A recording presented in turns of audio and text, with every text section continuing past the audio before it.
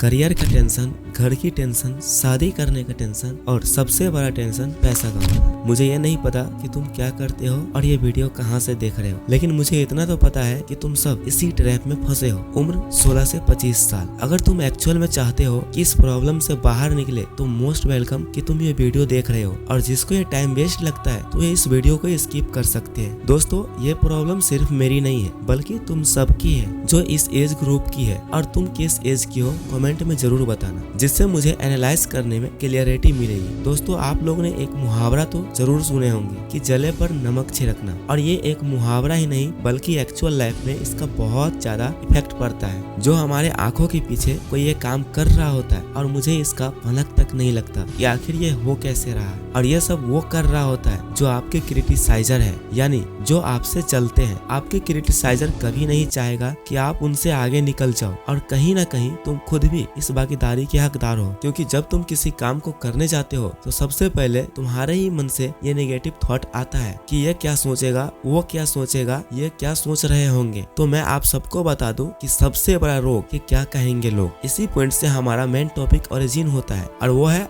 How to take right decision in life. हम सब जीवन के उस मोड़ पर खड़े हैं जहाँ कोई भी डिसीजन लेते वक्त 10 बार सोचते हैं, और रिग्रेट तो तब होता है जब ये पता चलता है कि मैंने जो डिसीजन लिया था वो बहुत ही गलत था। इसमें तुम्हारी कोई गलती नहीं है कि तुम गलत डिसीजन ले लिया, और ना ही वो डिसीजन गलत था, क्योंकि तुम कभी ये नहीं सोचोगे कि जो मैं डिसीजन ले रहा हूँ वो जानबूझकर गलत ले रहा हूँ। क्योंकि जिस वक्त हम डिसीजन ले रहे होते हैं उस टाइम हमें पता ही नहीं होता है कि जो डिसीजन ले रहा हूँ वो सही है या फिर गलत है, जो 1 साल बाद, 2 साल बाद या 5 साल बाद पता चलता है। तो बात अब ये आती है कि हम सही डिसीजन कैसे ले। देखो, लाइफ में सही डिसीजन लेना ये कोई इजी टास्क नहीं है, क्योंकि हमारी पूरी लाइफ इसी पॉइंट पर इंस्टॉल्ड है कि मैं अगर सही डिसीजन ले लूं तो मेरी पूरी लाइफ सेट है। अगर तुम एक स्टूडेंट हो तो इस बात को अच्छे से एब्जॉर्ब कर पाओगे। दोस्तों, सही डिसीजन लेने के लिए हमें कुछ बातों को ध्यान में रखना होता है, और मैं कुछ पॉइंट शेयर करने वाला हूँ जिससे आप 100% सही डिसीजन ले पाओगे। सबसे पहले हमें यह तय करना होगा कि हमारे जीवन में सबसे ज्यादा इम्पोर्टेंट क्या है, करियर, फैमिली, हेल्थ,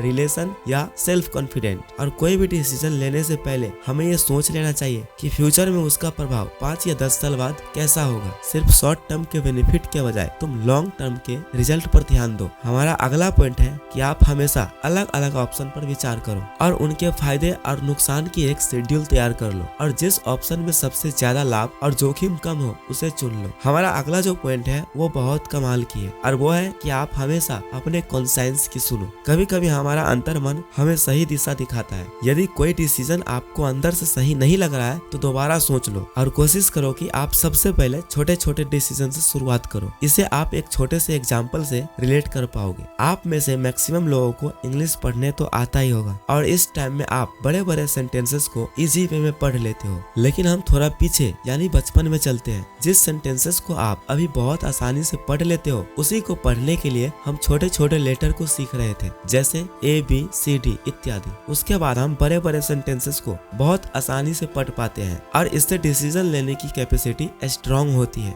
दोस्तों, आपको इस वीडियो का कौन सा पार्ट सबसे ज्यादा प्रभावित किया कमेंट में जरूर बताना। मिलते हैं अगले वीडियो में किसी नए टॉपिक के साथ।